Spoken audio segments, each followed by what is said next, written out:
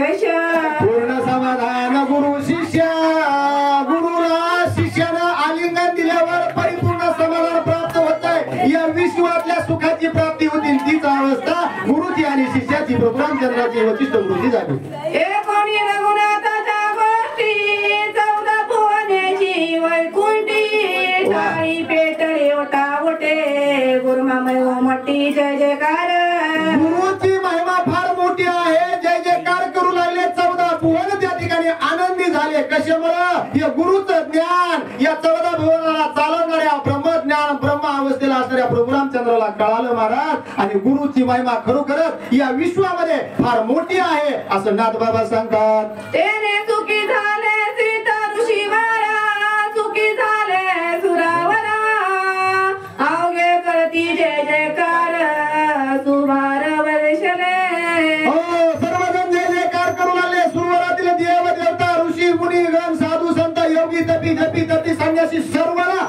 आनंद झाला आणि सर्वजण म्हणले गजर करू लागले बोला बोला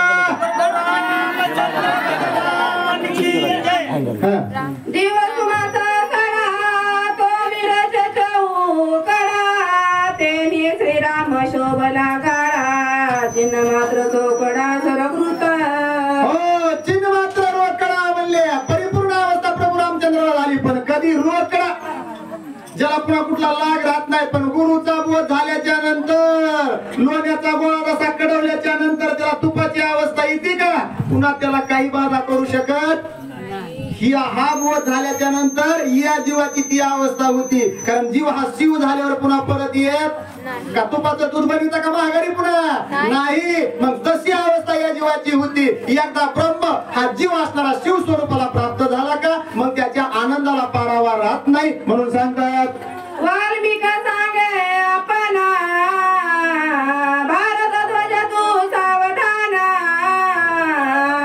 रघुनाथाचे आत्मा ज्ञान प्रमदक्षण उधारिले भारद्वाज ऋषीला त्या ठिकाणी असणारा वशिष्ठ गुरु बोलू लागले की बाबा आता काय करा म्हणले तुम्ही सावधान व्हा तुम्ही आता सावध व्हा आणि या प्रभू रामचंद्राचे जे काही लक्षण आहेत का ते तुम्ही ऐका मी पुढे सांगतो जे झाले सज्ञान श्रवण त्याच्या धरून अनुसंधान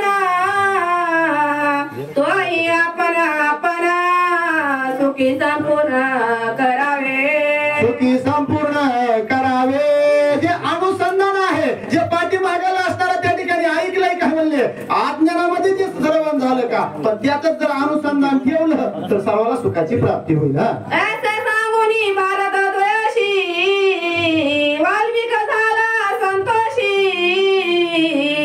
त्या वशिष्ठ वचनाशी याची उल्लासी सतरीत आणि मग वशिष्ठ गुरुचा अधिकार वाल्मिक ऋषीने त्या ठिकाणी भारद्वाज ऋषीला सांगितला या दोघांचा संवाद होता बघा कुणाची कुणी वाखाणी करावा अधिकार तैसा दावी याला मार्ग दोघांचा अधिकार असल्यावर तिसऱ्याला सांगावा किंवा त्या अधिकाराचा पाहिजे आता हे कोण श्रेष्ठ कोण वरिष्ठ मी मग सांगितलं हे ज्याला जमलं का तो जमूनच गेला मग पण ते म्हणलं हा तुम्हाला काहीच येत नाही मला सगळं येत गेलं पाणी जमत नाही महाराज तसं इथं म्हणले काय तुम्हाला वशिष्ठ गुरुचं ज्ञान सांगू म्हणले कोण म्हणतंय वाल्मिक ऋषी शतकोटी रामायण लिहिणारे वशिष्ठ गुरुला मोठेपणा देतात आणि वशिष्ठ गुरु वाल्मिक ऋषीला मोठेपणा देतात ती ज्ञानाची महती असती मी काहीच नाही महत्व हरवी चातुर्य लपवी विषयपण मिरवी जगा माझी ज्ञानी माणसं वेड्याचं सोंग घेतात जगामध्ये आणि जे माझ्यासारखे पांढरे कपडे घालून बसतेत का ते खुळकुळ्यातलं बी मी सांगत असतोय त्याला भरायला दम नाही आणि सांगायला दम नाही हालायला दम नाही धन्य वशिष्ठाची लीला वैद सुरावरा सकळा तेने चंद्रमाची वचनमाळा मामाची गोळा वडाली धन्य म्हणले वशिष्ठाची असणारी गरिमा महिमा सखोल ज्ञान म्हणले ज्यानं सूर्याला चंद्राला त्या ठिकाणी ख्याती लावली एवढा अधिकार वशिष्ठ गुरुच आहे म्हणले हे बोलतेत कोण बोलणारा याचा अधिकार असावा मला कुणाची कुणी वाखाणी केली म्हणजे काय उपयोग आहे का त्याला त्या क्षेत्रातलं ज्ञान असावं मी तर सांगत असतो ज्याला ज्याच्यातलं जमतंय त्याला त्याचं माप काढावं त्याला त्याच्यातलं काहीच कळत नाही त्याला म्हणायचं वा वा वा तुला काय कळालं वा वा म्हणायला बरोबर आहे का नाही तसं नाही इथं म्हणले खरूच करत असणारी गरिमा महिमा धन्यतेची आहे कुणाची वशिष्ठ गुरुची तिची चंदनाशी लाभोनिया रणीशी कवी ब्रह्म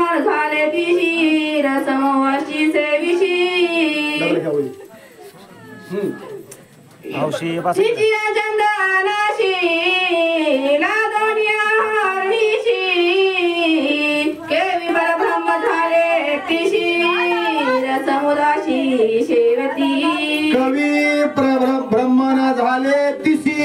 ब्रह्मन म्हणजे कवी.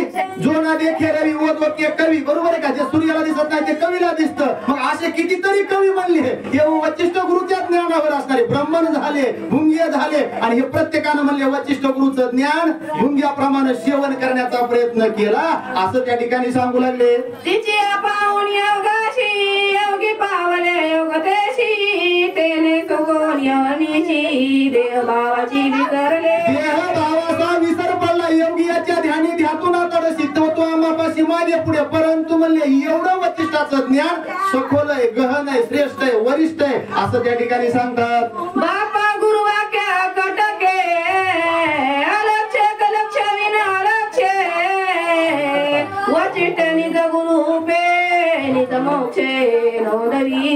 निज मोक्षे नोंदवी. निज मोक्षाची नोंद जर करायची असेल तर ते म्हणले वचिष्ठ गुरुचं ज्ञान आहे. हे ज्याला प्राप्त झालं का ते मोक्ष पदाला प्राप्त झालं. कारण आपण मुमुक्षी जीव आहेत, आपल्याला मोक्षाची अपेक्षा आहे आणि म्हणून करता म्हणले या ठिकाणी हेच ज्ञान प्रभू रामचंद्राला प्राप्त झालं म्हणून त्या ठिकाणी निज मोक्षाची नोंद झाली असं सांगतात. राम वशिष्ठ गाणी हे मोक्ष विराची निशानी मोक्ष निगे यौनी श्रवणी कथा सर्वदानी वदारी. या कथेच्या श्रवणानं म्हणले त्या ठिकाणी निज मोक्ष येऊन त्या ठिकाणी श्रवण करतो. एवढं ज्ञान परिपक्व पूर्णत्वाला गेलेलं. मी तर सांगितलं साध्या शब्दात कडवलेल्या तुपाचा सुगंध येतो. सुगंध सज्जनाचे माप चाले वारे हाती त्याचं ज्ञान सांगण्याची गरज नसती. तसं हे कडवलेलं पिवळ एकदम गाळी वासणार तुपाप्रमाणे या ठिकाणी हे ब्रह्मज्ञान आत्मज्ञान वचिष्ठ गुरुचं होतं. जेणेकरून मोक्षाला त्या ठिकाणी येऊन घर केलं, स्थानोपन्न झाला म्हणून सांगतात. वेदांत वर्णिकानिज जीवन उपासनाचे सार पूर्ण ओंकारादि मात्र लक्षण ते गुरु ज्ञान वचिष्ठ. ओंकाराचं जे लक्षण आहे ओंकारापासून जी काही ज्ञानाची सुरुवात झाली का तेच म्हणले कोणाचं ज्ञान आहे वचिष्ठ गुरुचं ज्ञान आहे. इथूनच खऱ्या ब्रह्मज्ञानाला आत्मज्ञानाला सुरुवात झाली, खऱ्या बोधाला सुरुवात झाली. असं श्रेष्ठ असं वरिष्ठ ज्ञान म्हणजे वचिष्ठ गुरुचं आहे. श्रीराम वचिष्ठ गुरु ज्ञान त्याचे नित्य सावधान जो सादर करी श्रवणा तो मुक्तित्वे पूर्ण सर्वस्ती. ज्याला सर्वात असणार म्हणले श्रेष्ठ या वचिष्ठ गुरुचं ज्ञान श्रवण झालं का तो सादर म्हणले या ठिकाणी काही करू शकतोय.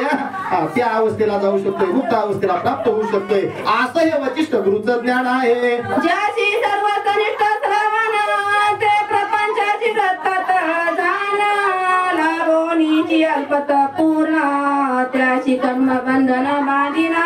अशा मनुष्य जीवाला कर्माचं बंधन बाधा करत नाही महाराज. ज्याला वचिष्ठ गुरुचं ज्ञान झालं, ज्याला श्रवण झालं, ज्याला कळून चुकलं, ज्याच्या अंतरामध्ये त्याचा बोध झाला का त्याला हे कर्माचं बंधन बाकीचे काही बंधन करू शकत नाही. बंधनापासून उकलेल्या गाठी. वशिष्ठ भवनी नित्य अवस्थी त्याची जागृती स्वप्न सुस्ती त्याची सर्वदा करी मुक्ती से सर्वत ख्याती वचिष्ठाची. हे गुरुत्व ख्याती वचिष्ठाची. ही ख्याती कुणाची? वचिष्ठाची. जागृती स्वप्नी सुसुप्ती अवस्था तिन्ही अवस्थामध्ये ज्याला ज्ञान असणार त्या ठिकाणी प्राप्त होतंय का तर त्याला म्हणले मुक्त अवस्थेला जाता येत. या जागृती वचिष्ठाचे श्रवणा त्याची स्वप्नी मामाना तेने सुषनप्ती सावधान ते ज्ञान वचिष्ठाचे जागृती स्वप्नी सुसुप्ती या अवस्थेच्या पुढं समाधान समाधी अवस्था आहे. आणि समाधी अवस्था प्राप्त झाली की तर मूळ असणार समाधान आहे, तिथं असणारा परम आनंद आहे. मात्र या अवस्थेला जाता येतं फक्त वचिष्ठ गुरुच्या ज्ञानानं. वचिष्ठ ग्रंथ समस्त्री त्यातील श्लोक एका जनार्दने यावरी ज्ञानांत करी टीका केली. याच्यात असणाऱ्या माझ्या जनार्दन स्वामीच्या कृपेनं जी काही असणारे श्लोक आहेत याच्यावर असणारी टीका म्हणले मी लिहिलेली आहे. या ठिकाणी माझं काही नाही. लोकांना ते सतत करत जनार्दन समर्थ तेथील जोग्रतांत अर्थ विषद करी जनार्दन स्वामी माझे जनार्दन स्वामी माझ्याकडे काहीच नाही, मी आपला निमित्त मात्र आहे. जेवढं मला इकडलं ऐकायला आले तेवढं सांगायचा प्रयत्न करायला लागलोय. मला किती अडथळा व्हायलाय माझी मला माहिती. श्रीरामे प्रजली निज मोक्ष मार्गी ठेवी झाली ज्ञान काढ केली समाप्ती. ज्ञानकांडाची या ठिकाणी वशिष्ठ गुरुच्या मुखातल्या ज्ञानकांडाची समाप्ती केली म्हणले. आणि खरं मोक्ष मार्गाला नेणारी माझी गुरु माऊली आहे, माता आहे, आई आहे. तिनंच माझं खरं हित केलं. ती माझी जनार्दन स्वामी माऊली असं नाथ बाबा आपल्या गुरुशी बोलू लागले. हे जनार्दन चालवी चाली कविताची सखोल ओली बोलविता आकळणारे जनार्दन.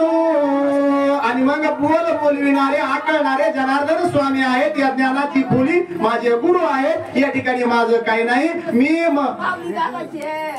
एका जनार्दना शरणा वचिष्ठाचे ज्ञान निरोपणा त्याचे गोष्ट विधान झाले संपूर्ण पुरत रे. एका जनार्दनाला जनार्दन स्वामीला मी शरणागती पत्करतो. वशिष्ठ गुरुचं जे काही ज्ञानाचं निरूपण आहे त्यांच्याच कृपेस्तव या ठिकाणी पूर्णत्वाला गेलं. मात्र मी या ठिकाणी काही करणार नाही. मी एक निमित्त मात्र आहे. जनार्दन स्वामीच्या कृपेनं हे सर्व ब्रह्मज्ञान आत्मज्ञान मी तुम्हाला स्वते माय बापाच्या समोर मांडू शकलो असं नम्रता धारण करून नाथ बाबा आणि बोलतात. स्वस्ती श्री भारत रामायणे बालकांडे एक कार्तिकाया श्री सवनष्ट पंचोट प्रभो रामचंद्र भगवान. कुंडलिका